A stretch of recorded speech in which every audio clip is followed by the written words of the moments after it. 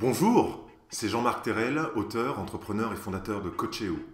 J'aide les professionnels du conseil et de la formation à faire de leur talent un business à succès.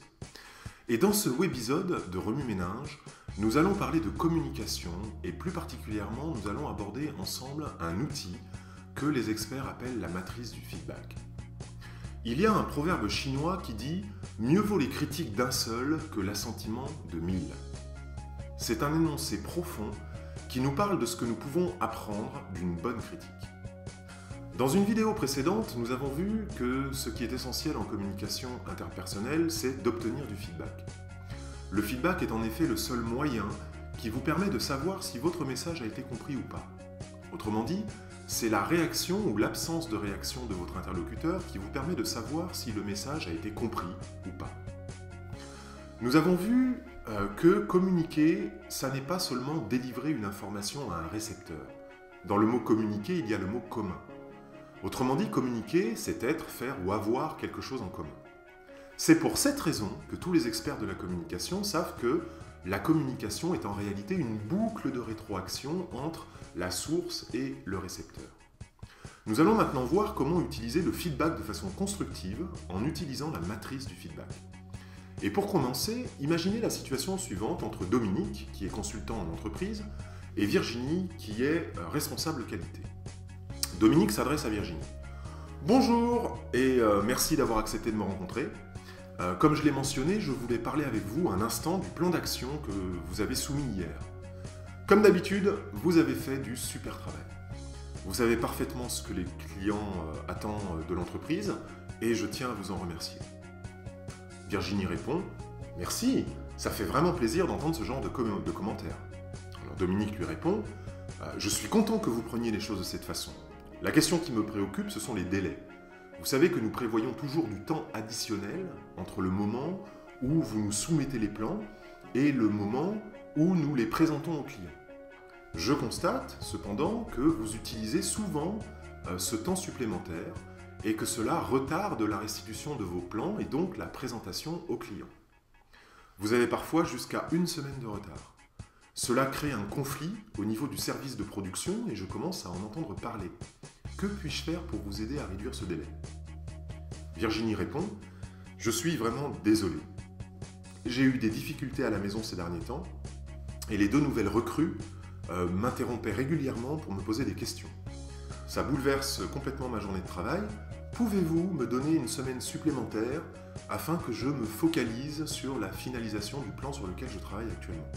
Si j'ai moins de distractions et un peu plus de temps pour travailler sur mes problèmes, je sais que je pourrai rapidement redresser le cap et recoller au calendrier. » Dominique sourit et dit « Ça me semble raisonnable.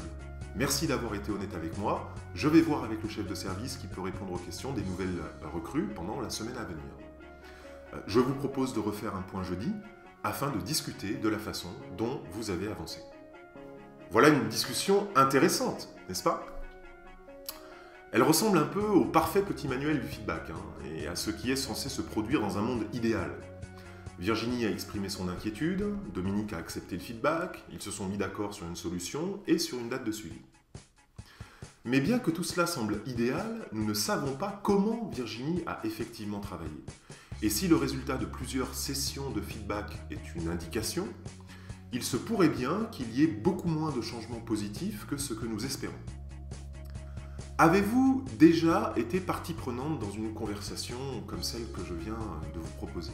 Si c'est le cas, vous avez probablement observé que les gens, peut-être vous-même, font 1 ou 2 choses lorsqu'ils reçoivent du feedback. Soit ils acceptent la partie négative du feedback tout en essayant de l'expliquer ou de la justifier, soit ils considèrent que la personne qui donne le feedback est dans l'erreur et ils rejettent vigoureusement toutes les remarques. Ou alors, ils se focalisent sur le positif et l'utilisent pour renforcer ce qu'ils considèrent déjà comme étant vrai. Dans les 2 cas, le feedback échoue, souvent, à produire le résultat souhaité. Plutôt que de commencer le processus d'auto-examen pour comprendre comment leur comportement doit changer, les gens continuent à faire ce qu'ils faisaient avant, sans faire aucun changement ou aucune correction majeure. Et c'est là où intervient la matrice du feedback. La matrice du feedback, telle que nous allons en parler ici, est un outil utile qui aide à l'auto-exploration. Elle vous encourage à examiner à la fois les aspects positifs et négatifs du feedback, puis à raccorder, à relier les commentaires à ce que vous savez déjà sur vous-même, à ce que vous ne saviez pas et à ce que vous avez besoin d'explorer, de creuser plus en détail. Tous les types de feedback correspondent généralement à l'une des catégories de la matrice. Positif prévu, nous avons souvent une bonne idée de ce que nous faisons bien parce que nous recevons des commentaires positifs réguliers sur ces choses, c'est le positif prévu. Mais plutôt que de simplement entendre ces éloges familiers et de ne rien en faire, demandez-vous comment puis-je célébrer cet aspect de moi-même? Comment puis-je utiliser cette compétence pour améliorer ma productivité ou ma satisfaction personnelle? Comment puis-je utiliser cette compétence pour aider les autres qui ne sont pas aussi forts? Deuxième catégorie, le négatif prévu. Si nous sommes honnêtes avec nous-mêmes, nous sommes généralement conscients des aspects de notre vie qui ont besoin d'amélioration. Si votre patron vous convoque en entretien, il y a de fortes chances que vous vous attendiez et que vous sachiez à l'avance ce qui va être discuté. En fait, nous sommes souvent plus critiques à notre propre sujet que les autres ne le sont.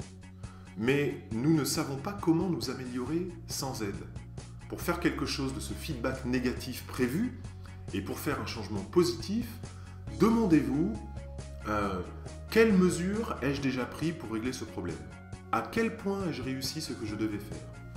Que dois-je examiner et ou modifier pour atteindre les résultats que je veux? Si je ne fais pas ces changements, quel sera l'impact sur mon travail ou sur ma vie personnelle? Troisième catégorie, le positif imprévu.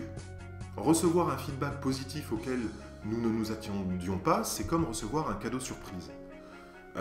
Ça crée un sentiment merveilleux lorsque nous apprenons ou entendons quelque chose de positif qui était totalement imprévu. Mais une fois la joie initiale passée, il est important d'examiner ce feedback plus en détail en vous demandant pourquoi j'étais surpris d'entendre ça? Quelles expériences précédentes pourraient m'avoir fait oublier ou rejeter cette force ou cette capacité que je possède? Comment vais-je célébrer la découverte de cette nouvelle compétence?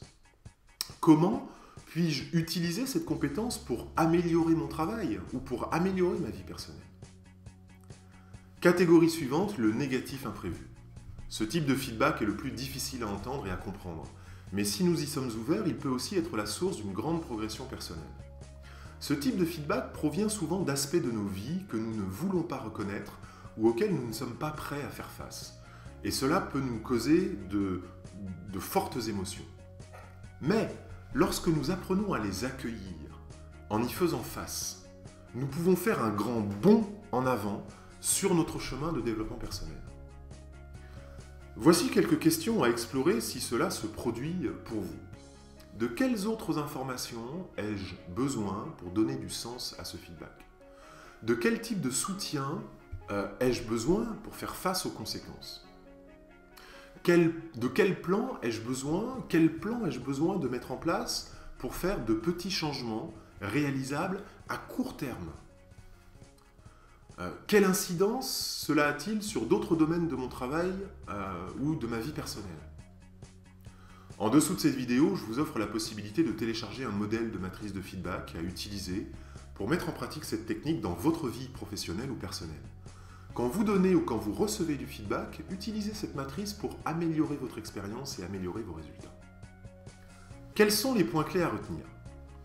Tout feedback prévu ou imprévu est censé être la première étape vers le changement. Malheureusement, le résultat est trop souvent trop ou trop peu de changements dans nos vies, ce qui ne nous aide pas à atteindre nos objectifs. La matrice du feedback vous aide à tirer le meilleur de toute séance de feedback, ou de tout feedback que vous recevez tout simplement.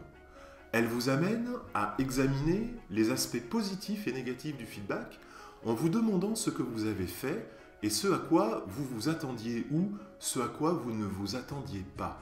Elle vous met au défi de tirer parti des aspects positifs prévus, de vous engager à travailler plus dur sur les aspects négatifs prévus, de célébrer les imprévus positifs et d'explorer en détail les négatifs imprévus. Avec cet outil, vous pourrez utiliser le feedback efficacement pour réaliser des changements positifs et significatifs dans votre vie professionnelle et personnelle. Voilà, n'hésitez pas à me laisser un commentaire ou une question dans le formulaire. J'y répondrai avec plaisir. Pour développer vos compétences entrepreneuriales, vous pouvez recevoir gratuitement toutes les vidéos de cette série en vous abonnant sur le site ou à ma chaîne vidéo. Et si vous pensez que cette formation gratuite peut être utile à quelqu'un d'autre, s'il vous plaît, partagez-la sur les réseaux sociaux en cliquant sur les boutons en dessous de cette vidéo. Merci. C'était Jean-Marc Terrel, fondateur de Coacheo. Maintenant, c'est à vous de jouer. Faites la différence pour ceux que vous aimez. Améliorez la vie de ceux que vous servez et vivez vos rêves. Maintenant.